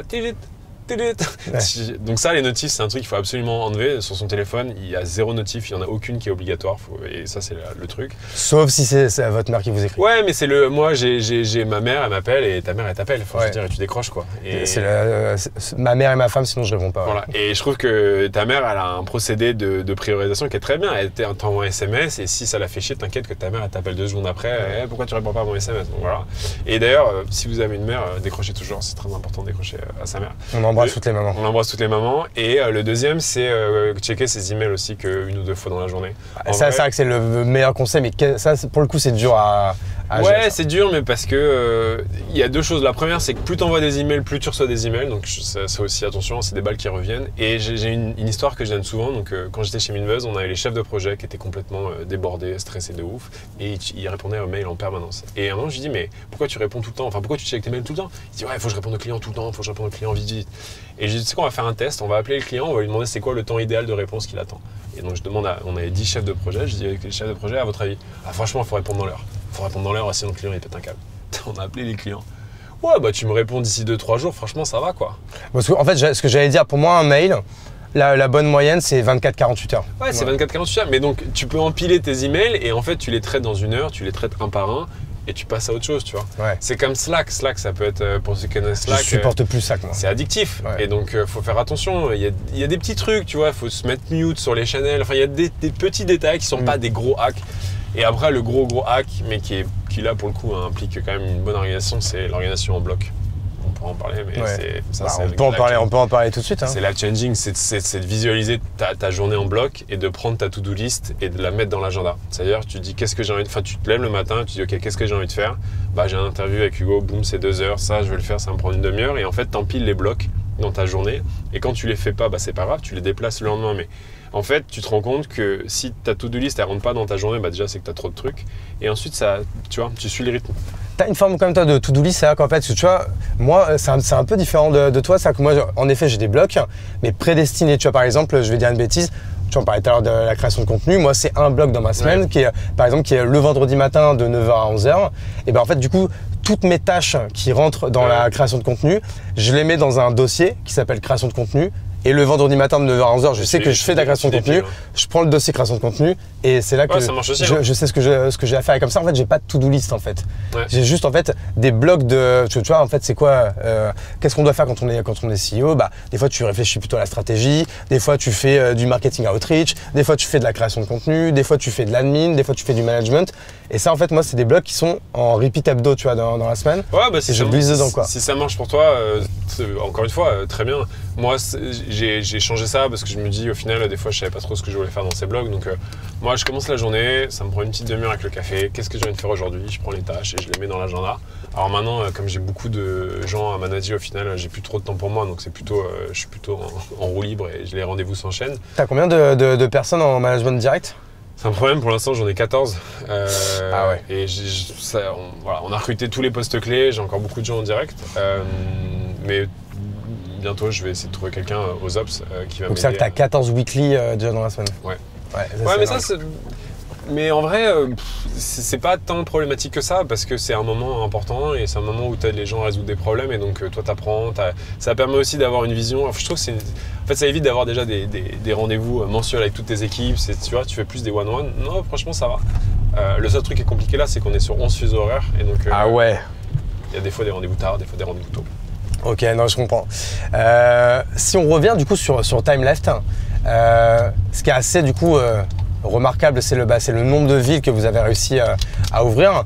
Aujourd'hui, c'est quoi le playbook alors du coup qui doit être simple puisque vous en avez fait énormément en quelques mois. C'est quoi le playbook pour ouvrir une nouvelle ville? Demain, on veut lancer Rennes ou Nantes. Je sais pas si on peut déjà le faire. Vous êtes déjà, on va prendre une ville où vous n'êtes pas. Une ville française où t'es pas encore. Vas-y, David. Je sais pas, Angoulême. Allez, Angoulême, on n'y est pas.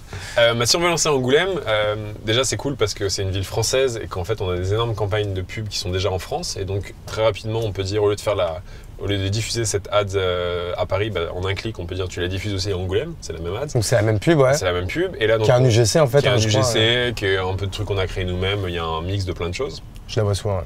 Et donc là les gens d'Angoulême vont voir le concept. Comme le concept est fort et qu'il marche bien, il y a un certain nombre de gens qui vont aller sur le site, qui vont s'inscrire. Et là, on va dire, ok, le premier dîner, il est dans 2 semaines. On voit les invitations qui montent.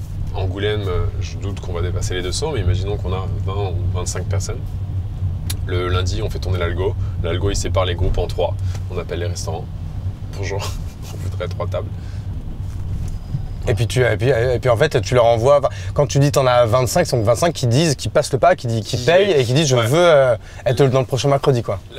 En fait, la force de Time Left, ça a été un des critères quand on a fait ce dernier pivot dos au mur et quasiment plus de cash. Il y avait une des contraintes, on s'est dit on veut un business model day one. On veut que les gens y payent pour utiliser le service. On veut pas de freemium, on veut pas ils essaient, non, ils payent.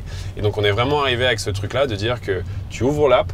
Il n'y a rien dans l'app, il n'y a pas de chat, il n'y a pas de forum, tu vois pas les gens, il n'y a rien. Il y a juste un bouton, acheter un ticket. Si tu n'achètes pas de ticket, tu participes pas à l'expérience. Donc, il n'y a jamais de freemium, vous ne faites jamais d'OP en mode le premier mois est gratuit, tu peux tester. Il y a des petits codes promo à 25%, des trucs comme ça, mais non, on fait vraiment. Donc... Et d'ailleurs, ils sont engagés les gens s'ils payent. Ouais, ils sont engagés. Sinon tu vas avoir du no-show. Bah, il y a un peu de no-show, pour être honnête, ce qui est assez dingue quand même, mais c'est pas tant que ça. Non, et là, tu vois, j'ai recruté un mec qui gère donc, ce qu'on appelle le Trust and Safety en anglais, qui est pas très connu en France, qui est vraiment... aux États-Unis, ils ont des gens qui sont dédiés à protéger ta marque et tes utilisateurs. Et j'ai débauché le mec de chez Bumble, parce que Bumble, ça va pas très bien en ce moment. Et il vient me voir, et au bout d'un moment, il dit putain, c'est incroyable, en fait, vous avez zéro problème. Donc on a connecté plus de 400 000 personnes à dîner, donc avec de la bouffe, de l'alcool, et on n'a jamais eu un pépin. Incroyable. Tu vois, tu pourrais t'attendre qu'il y ait des problèmes. Et en fait, il me dit, il y a deux choses. La première, c'est que, bah, en fait, à la différence des apps de dating classiques où tu as des scammers, parce que c'est gratuit, en fait, les gens ils scamment, tu vois, il y a plein de problèmes. Chez Timelife, pour faire un problème, il faut que tu payes, que tu ailles au restaurant, que tu t'assoies à la table dans un groupe de 6, dans un restaurant et que tu fasses chier. Je veux dire, il y a des vraies contraintes, tu vois. Et donc, on a quasiment zéro problème. Et le deuxième, c'est que, je sais plus ce que je voulais dire. Je me suis perdu dans mes pensées. Non, en fait, on était en train. Moi, je t'avais demandé en fait quel était un peu le playbook. Ah oui, non, on parlait des gens qui payent. Oui, il n'y a pas de gratuit. Voilà, et le fait que les gens payent, en fait, le fait que les gens payent, bah, ça fait que on a 100% des gens qui payent. Et donc, pour participer à Timelife, tu payes. Si tu payes pas, il y a pas. En fait, l'expérience, c'est un dîner. C'est-à-dire que l'expérience, c'est le dîner lui-même. Si tu payes pas, tu vas pas au dîner. Si t'es pas au dîner, en fait, Timelife, il y a rien. On est vraiment un dîner. On n'est pas un social Et du coup, network. plus tu ouvres de villes, plus il te faut, je sais pas, c'est quoi, je sais pas quelles sont les tâches que vous leur donnez, mais c'est quoi? C'est des customer success, c'est des gens au support, c'est des gens qui, juste aux ops en fait, qui bouclent les restos. Ouais, en termes de RH, qu'est-ce que ça implique d'avoir de plus en plus de villes en fait? On a ce qu'on appelle des experience managers, donc eux ils gèrent le fait que l'expérience se déroule bien dans les villes et on a par exemple Justine qui à elle toute seule gère tous les pays francophones. Donc on a un back-office où tout est automatisé, on a énormément de choses qui aident l'expérience manager et donc on n'a pas besoin d'empiler les expérience managers le plus en grossier, on est vraiment bien huilé, ce qui fait qu'on a une belle boîte parce que beaucoup de choses sont automatisées.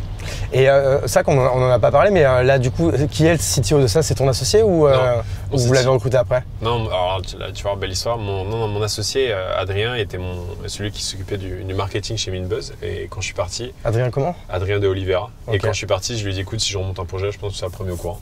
Donc j'ai dit j'ai une idée, ça s'appelle Timelife, viens m'aider à la monter. Donc on est associés maintenant depuis 4 ans. Il est très content, on est très content. Et non, en décembre, on se dit bon là on commence à scaler un peu et il faut qu'on trouve un moyen de créer cette app et tout. Et nous on faisait tout avec Typeform, avec des WhatsApp, c'était vraiment très manuel. Et je me dis bah, il me faut un CTO. Allez, on va repartir à la recherche d'un CTO. Et je fais tous les dîners incognito, Timelife j'en ai fait 60. Et je suis à Paris, je m'assois et je vois ce mec il arrive, il parle, il dit ouais je suis dans une start-up, ça va pas, c'est la merde, il faut que je change et tout. Je dis, tu fais quoi? Moi je suis CTO. Je dis ok. Et on parle, et puis au bout d'un moment je lui dis bon, tu sais quoi en fait c'est moi le CEO de Timelife. Il fait mais non et tout, j'adore ce que tu fais et tout. Et je dis bah tu sais quoi, si tu veux viens, on discute. Et on a discuté, on s'est mis un peu à l'essai, on s'est reniflé mutuellement et maintenant il est CTO de Timelife depuis 7 mois, il gère 8 personnes et il a des parts de la boîte. Ok, trop bien. Parce que du coup c'est quand même une... Parce qu'en fait ça a l'air simple quand tu le racontes, mais il y a quand même beaucoup de dev derrière. Ouais, il y a beaucoup de devs. On a l'impression que le produit il est simple en fait en soi. Puis Ouais, le produit il est simple, mais c'est pas juste, c'est pas un call center et on boucle des restaurants. Il y a un algorithme qui crée tous les groupes. Il y a un back office pour la gestion de toutes les tables en simultané. Non, il y a une vraie dimension technique. Parce que par exemple, comment on fait les matchs hein, ça, moi en fait je réponds à une quarantaine de questions. Ouais. Et en fait là c'est quoi? Quel est un peu l'algo qui...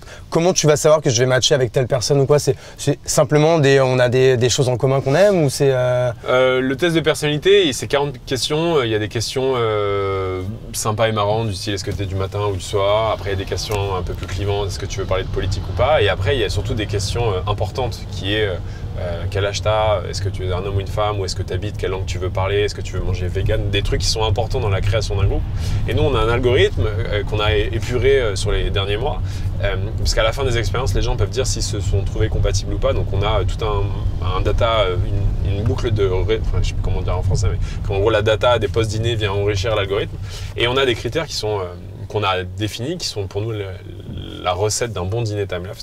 Et on a fait plein de tests. Donc par exemple 6 personnes, c'est le nombre parfait. Tu vois, on a fait 7, ça va pas, 8, ça va pas, c'est trop grand, 4, c'est trop intense, 6, c'est top. On s'est rendu compte qu'il faut une bonne balance des genres. C'est-à-dire que si tu as une femme et 5 mecs, c'est compliqué. Si tu as un mec et 5 femmes, pareil, c'est compliqué. Donc il faut un mix. Quand tu as plus de 2 extravertis à une table, ça fait des discussions qui peuvent être parfois trop intenses. Quand les gens ne veulent pas parler de politique, bah, mets-les avec des gens qui ne veulent pas parler de politique. Tu vois. Après, on s'est dit, ok, le budget est important. Donc est-ce que tu veux plutôt dépenser 20-30 euros à ton restaurant ou est-ce que tu veux plutôt 50-60 60. Parce que si tu veux dépenser 20-30 et que je t'envoie dans un restaurant où c'est 50, tu vas Ouais, me dire, t'es vénère, ouais. t'es vénère. Est-ce que tu veux manger de tout ou est-ce que t'es vegan? On s'est rendu compte que malheureusement les vegans, il faut les mettre ensemble parce que les gens. Est-ce que ça, c'est du coup, parce que par exemple, imaginons, alors c'est pas le cas, imaginons, je suis vegan, bah, j'ai peut-être envie tu vois, de rencontrer des gens aussi qui bouffent de la viande parce que en fait, ça me dérange pas de leur parler, quoi. Oui. C'est juste d'un point de vue logistique, en fait, c'est relou. D'un point de vue pour, logistique, on a testé on a testé tous les angles. Donc on s'est dit, bah en fait, alors déjà le problème c'est que le vegan, il peut manger que dans un restaurant vegan. C'est-à-dire que Tu peux pas bouffer vegan dans un resto de normal? viande. Bah, il a peut-être du j'en sais rien. Bah non, le Peut-être problème. que je connais pas, en fait, je connais pas peut-être la. Non, bah moi j'ai été vegan, c'est pas végétarien. J'ai été vegan pendant 1 an et demi. Moi j'ai été vegan plus light dans le sens où c'était, je le faisais plus pour moi avant tout et donc si tu veux, si je devais manger une salade, je mangeais une salade, je m'en foutais quoi. Mais un vegan, imagine, il découvre l'invitation. Vous êtes invité au relais de l'entrecôte. Tu vois, je pense il est ravi quoi. Il est ravi. Non mais surtout. Même si le mec il se dit allez j'ai vraiment envie de rencontrer des gens qui mangent de la viande, déjà c'est rare je pense, et de deux je vais finir au l'entrecôte, il va manger quoi? La salade verte en side, ça va pas. Et même dans l'autre sens, on a eu des problématiques où on se dit bon on va faire l'autre sens, alors on va envoyer les gens qui mangent de la viande dans un restaurant vegan, parce que tu peux manger dans un restaurant vegan toi. Moi je peux manger de tout. Sauf que le mec aime bien manger de la viande, tu l'envoies au relais de la courgette, bah il pète un câble. Ouais, c'est comme inviter Zemmour à la fête de l'UMA quoi. Voilà, j'aurais pas dit cette image-là, mais why not? Et donc en fait, c'est compliqué. Et donc on s'est rendu compte que les véganes, t'es obligé malheureusement, structurellement, de les mettre dans les restaurants qui sont ensemble. Ouais, je comprends. Ok. Non mais en fait, c'est que je trouvais que c'était bah du coup en fait un peu excluant, tu vois, et ça faisait un petit peu de communautarisme en faisant ça, non? Bah, c'est juste que dans la réalité, ils veulent pas se mélanger, les deux ne veulent pas faire d'efforts dans le restaurant où ils vont manger. Ils disent, écoute, je paye pour faire une expérience sympa, moi je veux manger de la bonne viande ou je veux manger un truc un peu, voilà, je veux que tu m'emmènes là-bas. Je veux pas aller manger au relais de la courgette. Et le mec qui est vegan, il dit, moi j'aimerais bien rencontrer plein de gens différents, mais j'ai pas trop envie d'aller dans un restaurant où je peux pas manger correctement du vegan. Ouais, non, ok, je comprends. Et donc c'est ça qui est assez structurant, tu vois. Après, en revanche, comme on n'est pas une app de rencontre et qu'on te demande pas si t'es là, on en rencontre ou pas, il y a plein de gens différents. On a des gens en couple, on a des gens mariés. On a aussi, moi mon père, il y va maintenant toutes les 2 semaines, il a 72 ans, donc on a vraiment c'est multiculturel, multigénérationnel.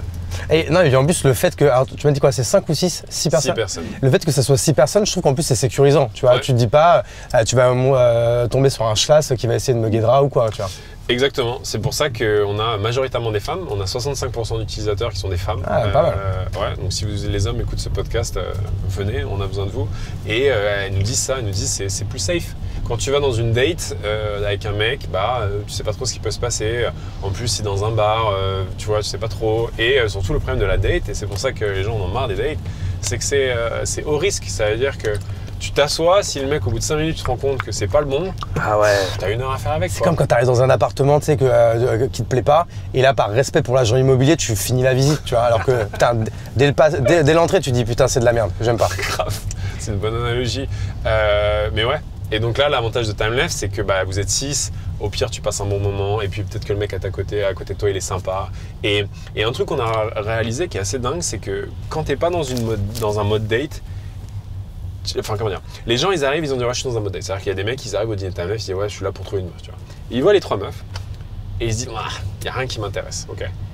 Et ils se disent bon, on va voir si elles sont quand même sympas. Alors que dans une date, moi ça m'est jamais arrivé, peut-être toi, mais jamais dans une date, au bout de 10 minutes tu dis... Je suis marié depuis 10 ans maintenant. Ouais, mais jamais dans une date, au bout de 10 minutes tu dis tu sais quoi, en fait tu me plais pas du tout, vas-y viens on essaie d'être potes, on apprend à se connaître, tu vois, c'est pas possible. Ouais, ça se fait pas, ouais. Parce que le framework, je fais du franglais, je vais me faire défoncer, mais le cadre il est défini, on est là pour faire une date, et tu me plais ou tu me plais pas, et si tu me plais pas, bon fin de l'histoire.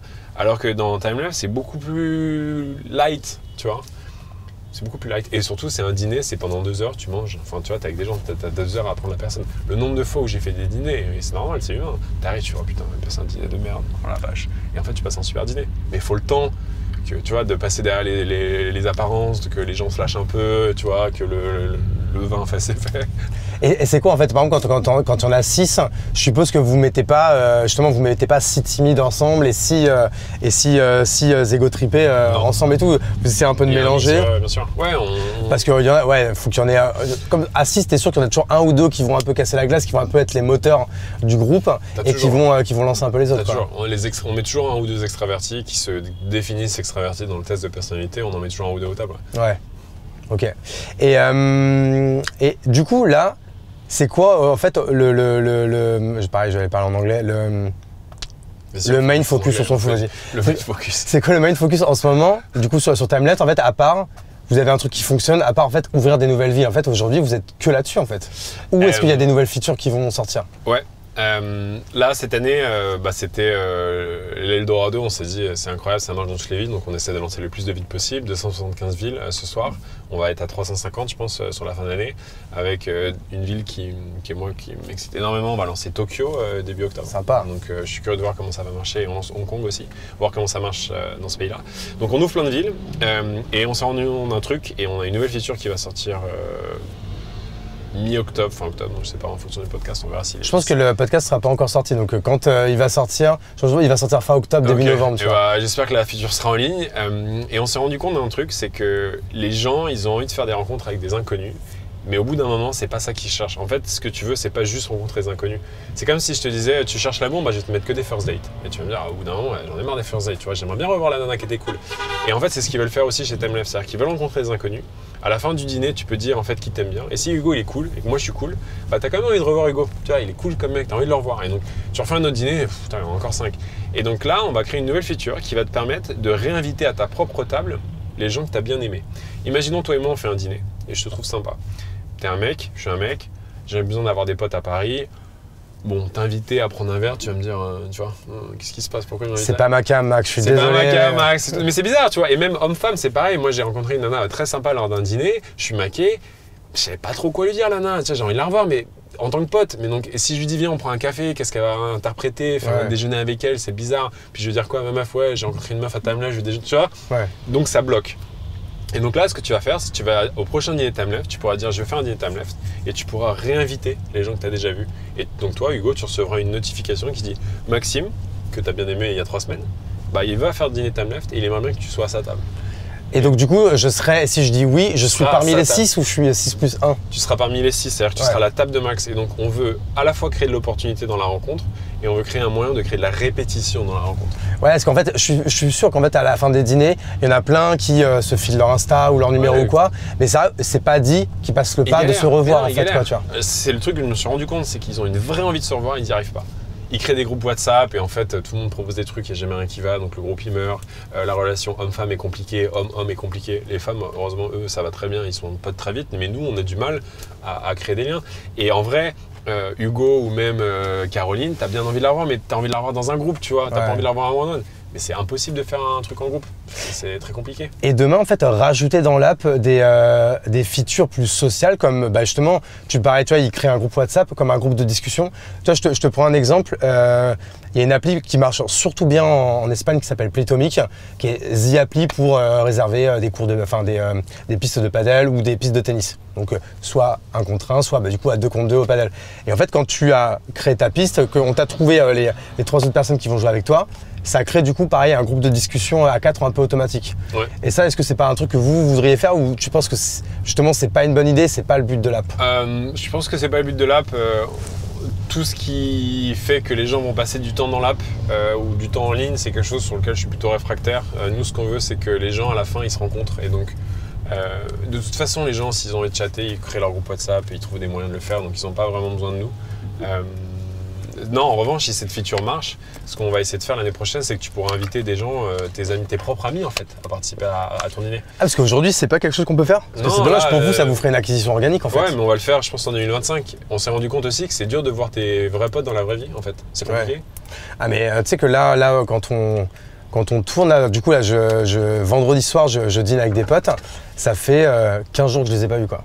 Ouais. Et en fait, mais parce qu'en ce moment, en fait, comme tu le disais tout à l'heure, en fait, aujourd'hui, on n'a pas le temps de tout faire. Alors aujourd'hui, moi là, mes 2 piliers qui étaient passer du temps de qualité avec ma famille et bosser de ouf, c'était mes 2 piliers qui ont pris toute la place et le sport.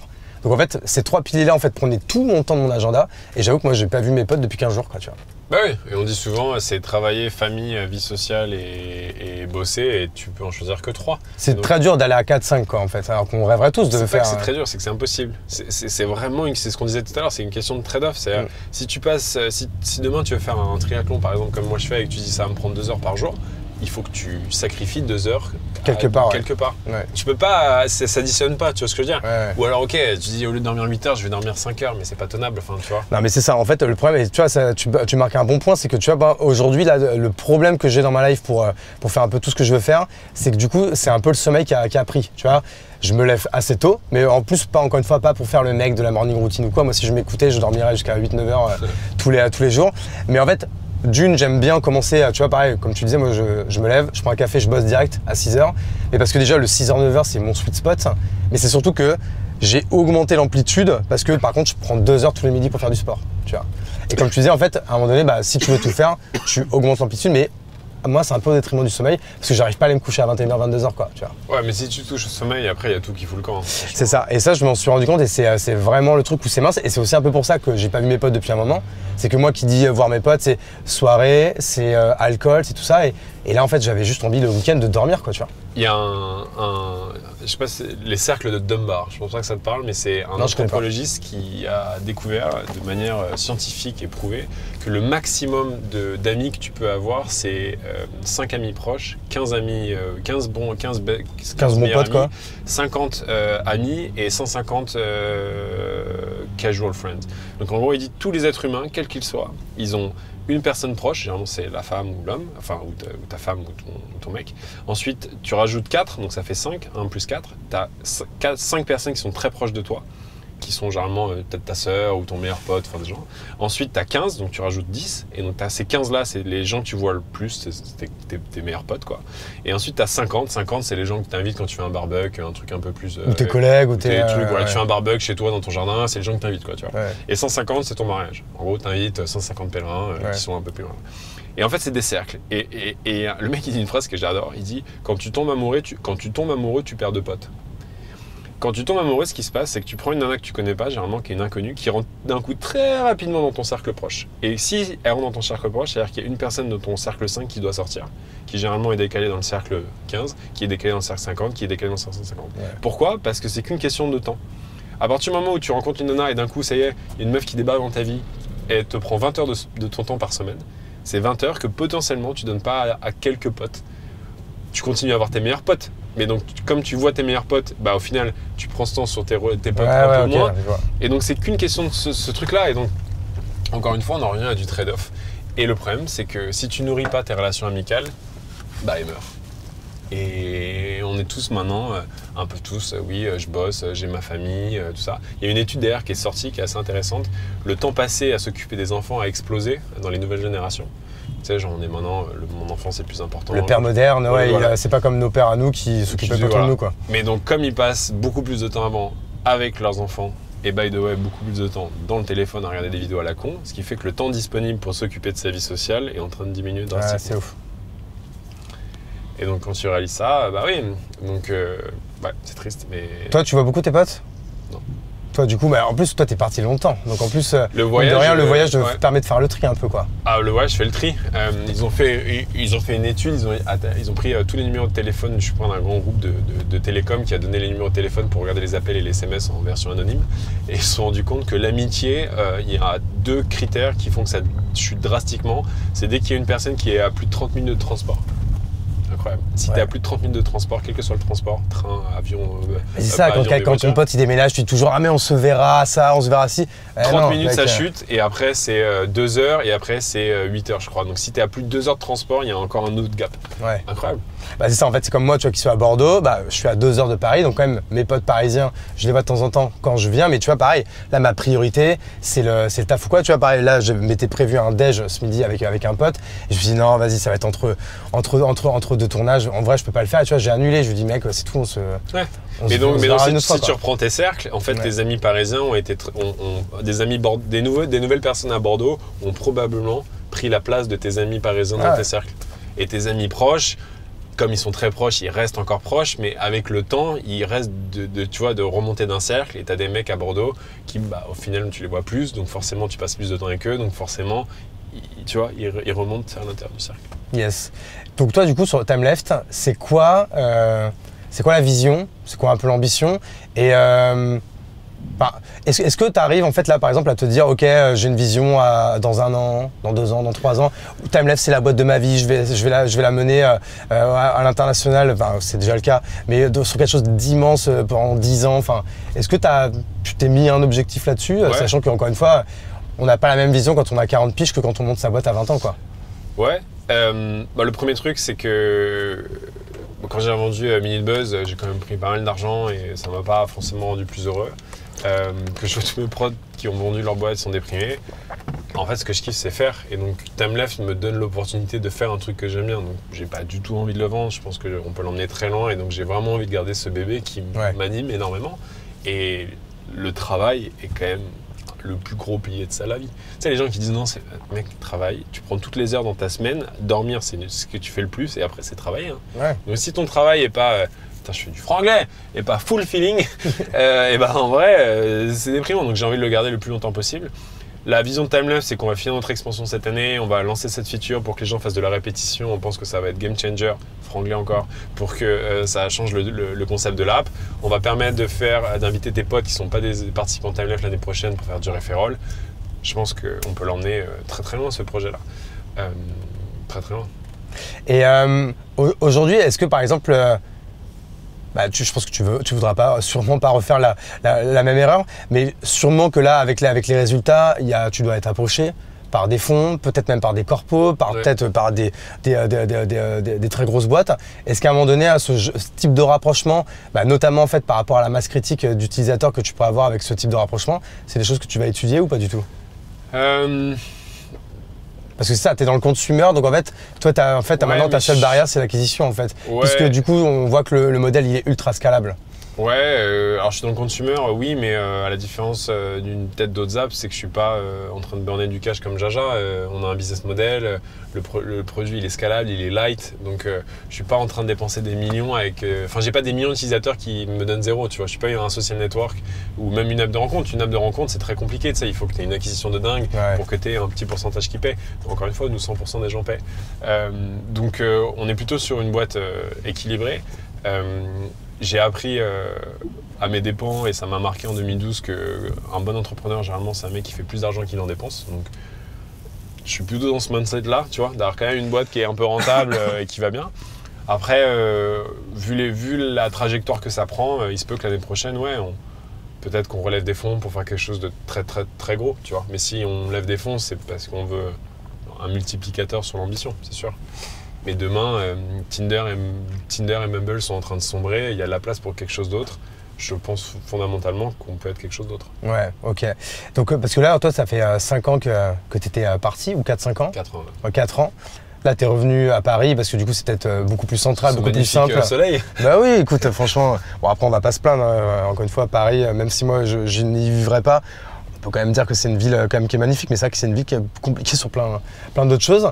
Là, tu viens, c'est temporaire ou tu te vois redevenir un Parisien? J'ai quitté Lisbonne parce que Lisbonne, c'est trop petit, c'est un village, l'écosystème n'est pas assez dynamique. Donc je pense que c'est très sympa si tu veux kiffer la vie. La vie est incroyable là-bas, le niveau de vie il est génial. Mais pour monter ta boîte, tu vas être un mode un peu hustle, c'est pas un bon endroit. Donc je suis revenu à Paris, j'ai monté une équipe à Paris, on est 20 à Paris maintenant, donc j'aime bien être près de mes équipes.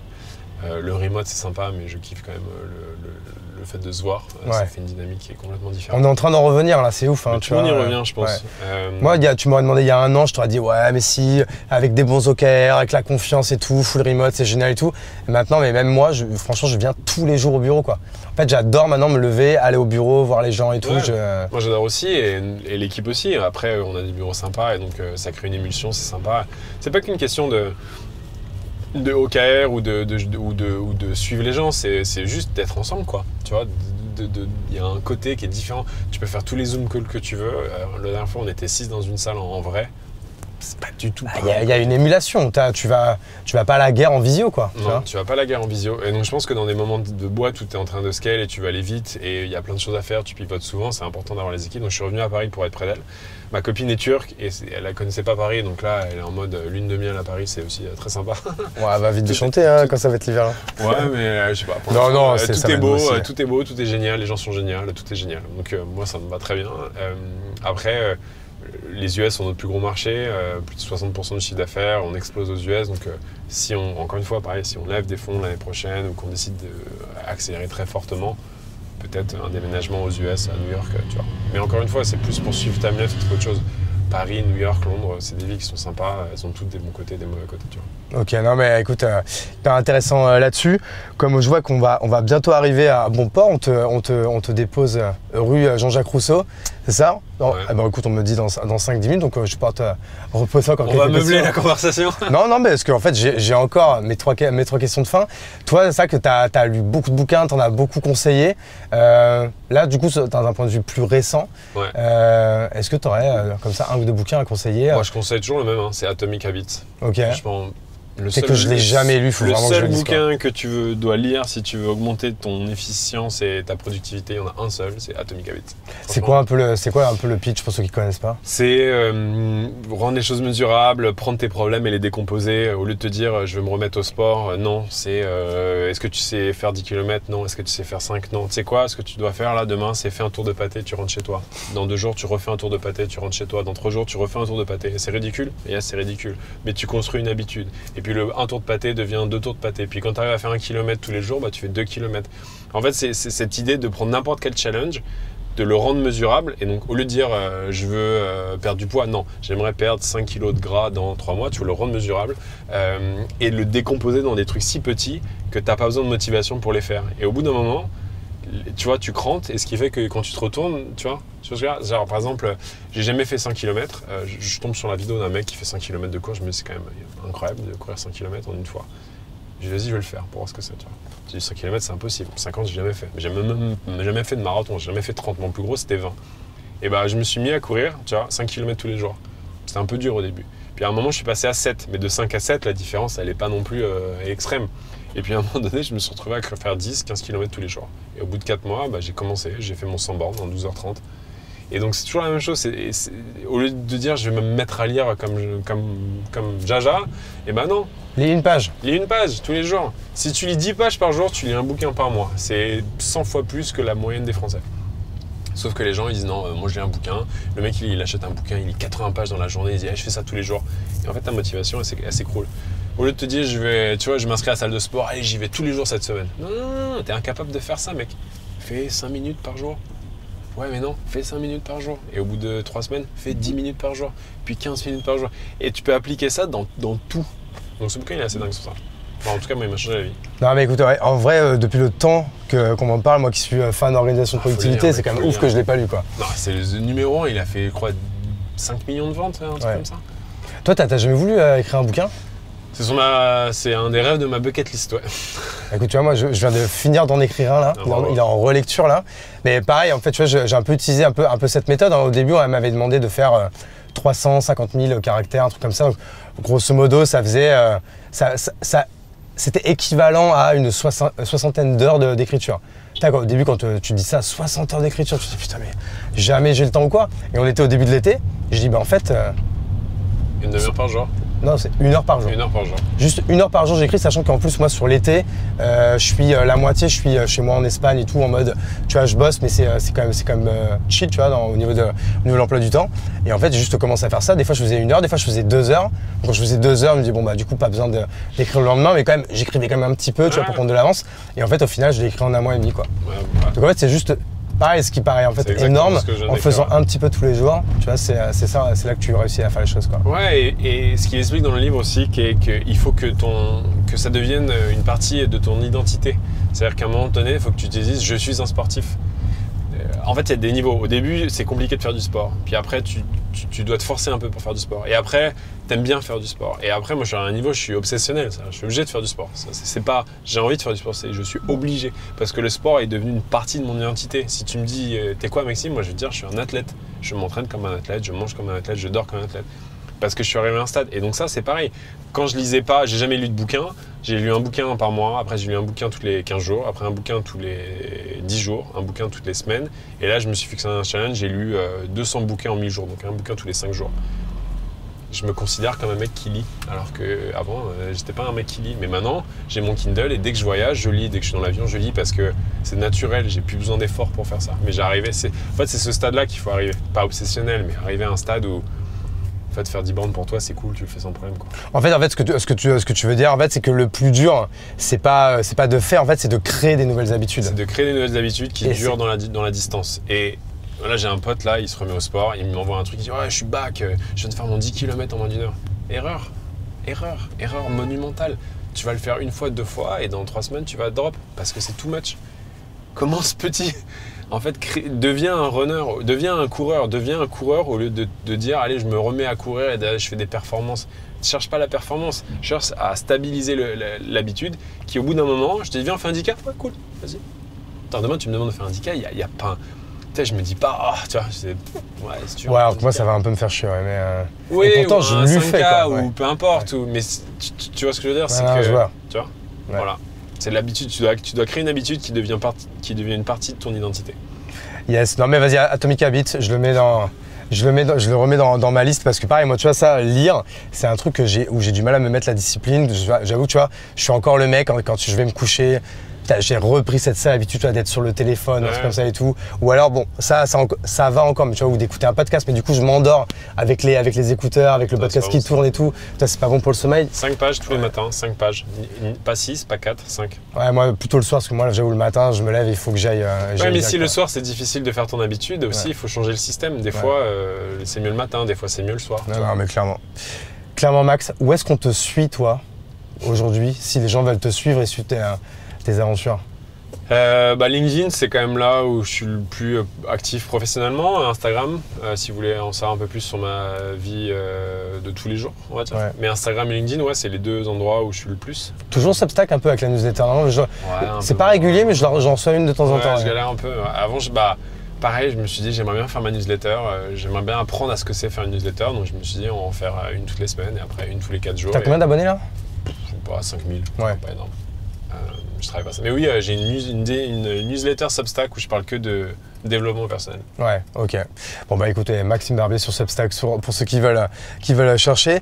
En tout cas, merci à toi. Bah non, merci, c'était trop cool. C'était cool. Est-ce que du coup il y a des sujets que tu aurais voulu aborder qu'on n'a pas abordé? Bon, on a parlé pas mal de choses. Hein. Ouais. Je m'étais dit quoi non, franchement, on a parlé de beaucoup de trucs.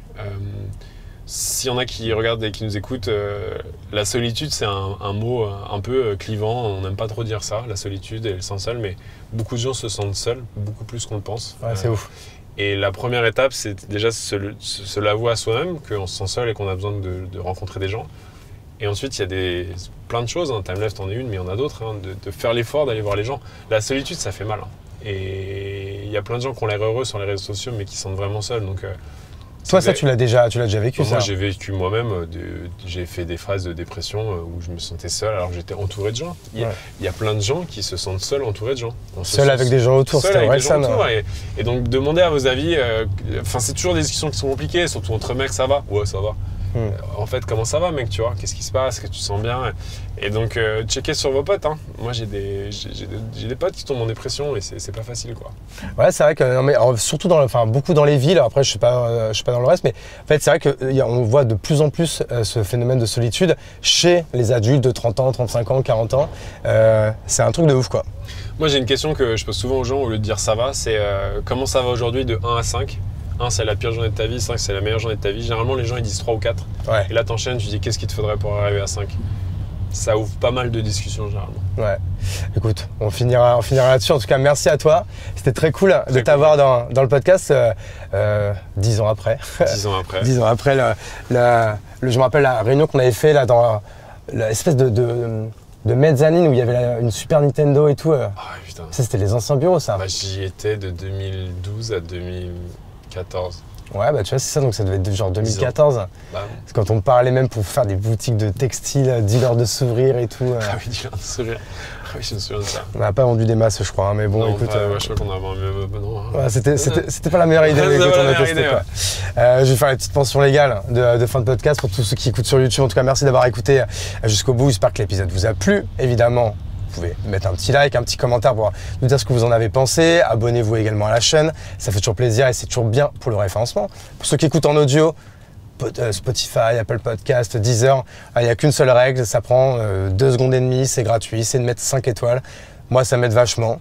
En fait, je dis que ça m'aide vachement, oui, ça m'aide vachement à être référencé parce que dans un peu cette jungle qui est le podcast, un peu business, développement personnel ou quoi, il y a quand même du monde.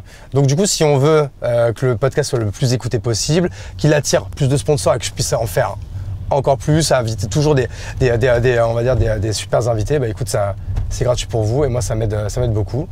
Et cette fin était comme d'habitude beaucoup trop longue. Je vous embrasse, merci beaucoup Max et à bientôt dans La Chapelle Radio.